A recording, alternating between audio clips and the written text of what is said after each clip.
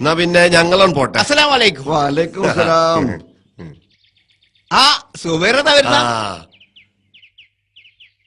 അന്നെ കാണാത്തോണ്ട് ബാപ്പാനോട് കാര്യം പറഞ്ഞ് ഞങ്ങളടെ ഇറങ്ങിയായിരുന്നു. എന്നാ കയറിയിരിക്കി.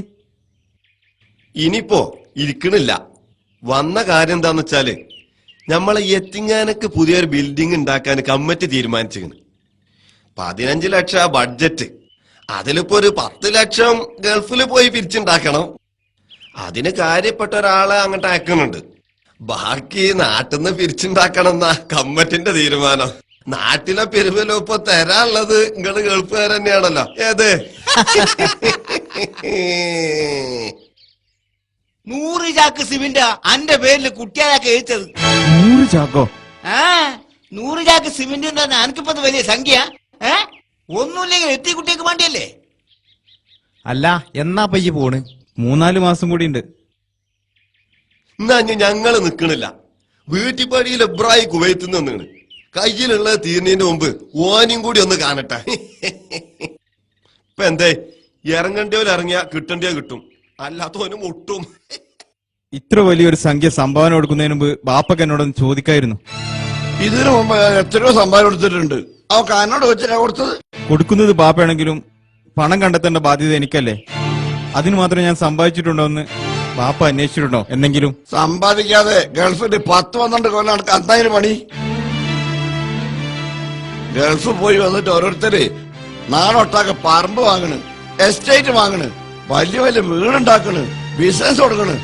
അനക്ക് മാത്രം എന്താത്തൊന്നും പറ്റൂലേ? ഗൾഫില് മക്കളുള്ള ഓരോ വാപ്പമാര് ഇതിലൊക്കെ നടക്കുന്ന കാണുമ്പോളേ എനിക്ക് വിഷമുണ്ട്. ഓലൊക്കെ ഇടയിൽ ഞാൻ പിടിച്ചിക്കണതേ ഇങ്ങനെ സംഭാവന കൊടുത്തിട്ടാ. ഈ മാലില്ലേ ഇപ്പൊ എനിക്കുള്ള നിലയും വില അനക്കറിഞ്ഞൂടെ? അതിന്റെ ഒരു ആദരവും ബഹുമാനവും അനക്കും കിട്ടണില്ലേ?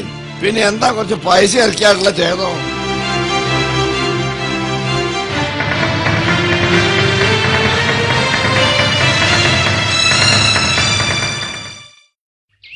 ഒരു 250 രൂപ എഴുതിക്കോ. 250 ഉറുപ്പ്യേ? അന്റെ പഴയ തമാശ ഇതുവരെ ഈ കളഞ്ഞിട്ടില്ലല്ലേ? ഇപ്പൊ കുറച്ച് കുറവാ. കുട്ടിയാലിയാക്കാന്റെ സുബൈർ എത്രയാ തന്നതെന്നറിയാം എനിക്ക്? 100 ചാക്ക് സിമെന്റ്. സുബൈറിനെ കുറിച്ചുള്ള പോലീസ് എനിക്ക് കേൾക്കണ്ട. എനിക്കറിയേണ്ടത് യത്തീംഖാനക്ക് വേണ്ടി ഈ നാട്ടുകാർ എത്ര രൂപ സംഭാവന നൽകിയെന്നാണ്. തട്ടാങ്കുന്നര ഹുസൈനെ എത്ര രൂപ തന്നത്? 500 റുപ്യ മൂപ്പര ആദ്യം തന്നത്. ഇനി എനിക്കൊന്നും പറയാനില്ല. എന്റെ വക 50 രൂപ ആയിരിക്കും. 250 പോയിപ്പോ 50 ആയോ? ആ, അത് തന്നെ വളരെ കൂടുതലാ. കോഴിക്കോട് വലിയങ്ങാടിയിൽ ഹോൾസെയിൽ കച്ചവടവും നാട് മുഴുവൻ റബ്ബർ എസ്റ്റേറ്റും തെങ്ങിൻതോട്ടവുമുള്ള ഹുസൈനാജി സംഭാവന നൽകിയത് 500 രൂപയാണെങ്കിൽ 50 രൂപയിലധികം തന്ന് ഒരു യത്തീംഖാന നടത്തണമെന്ന് ഇബ്രാഹിക്ക് യാതൊരു നിർബന്ധവുമില്ല. ബാധ്യത മുഴുവൻ ഗൾഫുകാരന്റെ പെടലിക്കിട്ട് നിങ്ങൾ അങ്ങനെ സേവനം ചെയ്യണ്ട. നിങ്ങളൊക്കെ ഗൾഫുകാരാന്നുള്ള കാര്യം എന്ന് മുതൽക്ക് അങ്ങക്ക് ബോധം വെച്ചു തുടങ്ങിയത്? നാട്ടിക്ക് വന്നാല് നിങ്ങൾ കാണിക്കണ ഹുങ്കും നടപടിയും കാണുമ്പോ നാട്ടുകാരായ ഞങ്ങളെന്താ മനസ്സിലാക്കേണ്ടത്? ഇവിടെ ഇറങ്ങിയ പിറ്റേന്ന് തന്നെ വാടകയ്ക്ക് ഒരു കാറും വാങ്ങി ചങ്ങായിമാരെയും കൂടി തെക്ക് വടക്ക് ചീറിപ്പായുമ്പോ നിങ്ങളെ തടഞ്ഞു നിർത്തി ആദരിക്കണോ നാട്ടുകാര്? ഇവിടത്തെ പല ഗൾഫുകാരും വീടുകൾ എങ്ങനത്തതാ? ആരെ തോൽപ്പിക്കാനാ ഈ കൂട്ടർ ഇത്ര വലിയ ബംഗ്ലാവ് ഉണ്ടാക്കണത്? ഇവരെ പെണ്ണുങ്ങൾക്ക് ഷോപ്പിങ്ങിന്റെ പേരും പറഞ്ഞ് നാണല്ലാതെ അങ്ങാടി കൂടെ നിറങ്ങാൻ പണയച്ചു കൊടുക്കുന്നത് ആരാ? നാട്ടുകാരാ? നാട്ടിലേക്ക് വന്നിട്ട് പാവപ്പെട്ട നാട്ടുകാരെ മുമ്പിൽ സകല പൊങ്ങച്ചോം പത്രാതും കാട്ടാൻ ഇക്കൂട്ടർക്ക് ഒരു മടിയുമില്ല.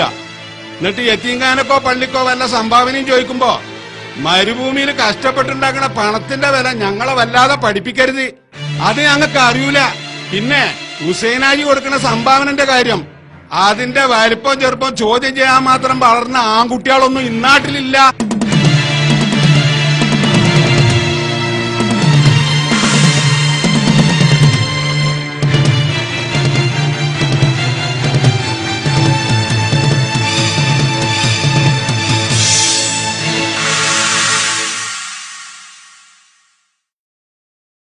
ബ്രയെ, ഈ എന്തിനാ ആവശ്യമില്ലാത്ത വർത്തമാനത്തിന് പോയത്? ഞാൻ ഇനി ഒന്നും പറയുന്നില്ല. നിങ്ങളൊക്കെ നാട്ടുകാരാണല്ലോ, ഞാൻ ഗൾഫുകാരനും. നമ്മൾ രണ്ടും രണ്ടാണെന്ന് ഇപ്പൊ മനസ്സിലായി. ആചാര് പറഞ്ഞാലും ശരിയില്ലേ? അങ്ങനത്തെ ഗൾഫുകാരുണ്ടായിരിക്കും. പക്ഷെ ഞാൻ അങ്ങനെയാണോ? ആചാര് പൊതുവെ പറഞ്ഞതായിരിക്കും. അത് ശരിയാ. അങ്ങാടിയിൽ വെച്ച് എന്നെ മുൻനിർത്തി പറഞ്ഞൊക്കെ പൊതുവെ പറഞ്ഞായിരിക്കും. എന്നാ പിന്നെ നിനക്കത് അവിടെ വെച്ചിട്ട് തന്നെ ചോദിച്ചൂടായിരുന്നോ? അതിനുള്ള ധൈര്യം എനിക്ക് ഇല്ലാന്ന് കൂട്ടിക്കോ. പിന്നെപ്പോ അടുത്ത മാസം തിരിച്ചു പോണ ഞാനായിട്ട് നാട്ടിലെന്തിനാ വെറുതെ ഒരു വർത്താനം ഉണ്ടാക്കണത്?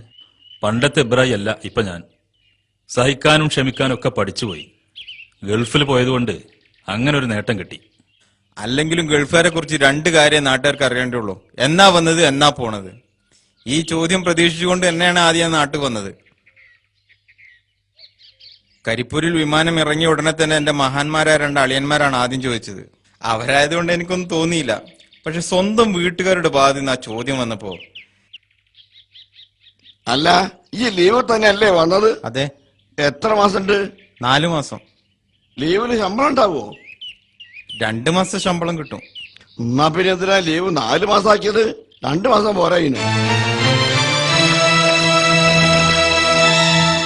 സുബൈർ ലീവിന് തന്നെയല്ലേ പോന്നത് വാപ്പ? ലീവ് എത്ര മാസം ഉണ്ട്? 4 മാസം ഉണ്ടെന്നാ അവൻ പറഞ്ഞത്. അമീതേ, ഒന്നവിടെ നിക്ക്, ഒരു കാര്യം ചോദിക്കട്ടെ.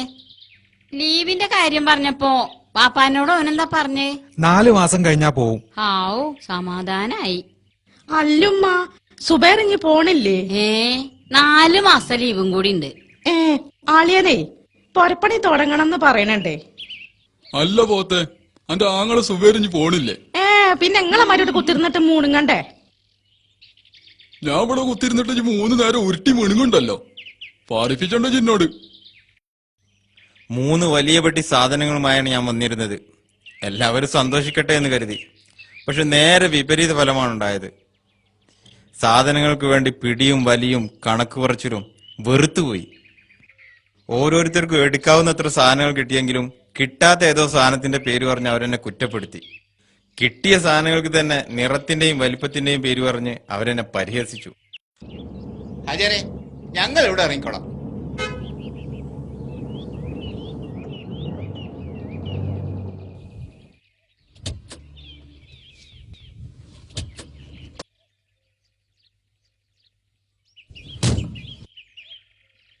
എന്നാ ഞങ്ങള് വരട്ടാചേരെ. ആ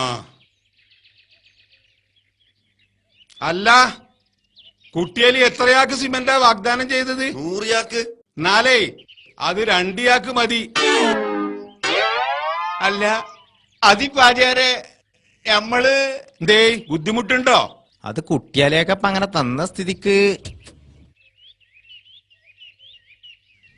വാഗ്ദാനം ചെയ്തത് കുട്ടിയേലി. പക്ഷെ പൈസ കൊടുക്കേണ്ടതാരാ? സുബേർ. ഓന്റെ അവസ്ഥ എന്താ നിങ്ങൾക്കറിയോ? സ്വന്തം ബാപ്പാക്കറിയില്ല, എന്നിട്ടല്ലേ നിങ്ങക്ക്? കുട്ടിയേലി എന്ന് പറയണോൻ പൊങ്ങച്ചത്തിന് കയ്യും കാലും വെച്ചോനാ. പോട്ടെ, ഇപ്പൊ കുവൈത്തിൽ നിന്ന് വന്ന ഇബ്രാഹിമിന്റെ സ്ഥിതി എന്താ? ഏതോ ബിസിനസിന്റെ പേരില് സ്നേഹിതന്മാരെ അവനെ പറ്റിച്ചു മുങ്ങി.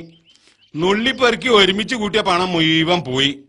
ഇപ്പൊ കയ്യിലൊന്നും ഇല്ലാതെയാണ് അവൻ നാട്ടിക്ക് വന്നിട്ടുള്ളത്. പക്ഷെ ഇതൊന്നും ഗൾഫുകാര് പുറത്ത് കാണിക്കൂല. അപ്പൊ എന്റെ 10,000-നേക്കാളും വില ഉണ്ട് ഓന്റെ 50-ന്. അപ്പൊ പിന്നെ അങ്ങാടിയിൽ വെച്ച് ആജിയാര് പറഞ്ഞതൊക്കെ അതിന്റെ കിബർ കൊണ്ടാന്ന് കൂട്ടിയാ മതി. ഒരു ചെറുപ്പക്കാരന്റെ മുമ്പിൽ തോറ്റു കൊടുക്കൂല എന്നുള്ള കിബർ. അങ്ങനെയാണെങ്കി ഇപ്പോ പിരിവ് മുന്നോട്ട് പോകും തോന്നണില്ല. മുന്നോട്ട് പോകും.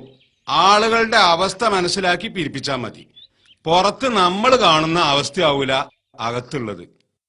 പ്രത്യേകിച്ചും ഗൾഫുകാരുടെ കാര്യം.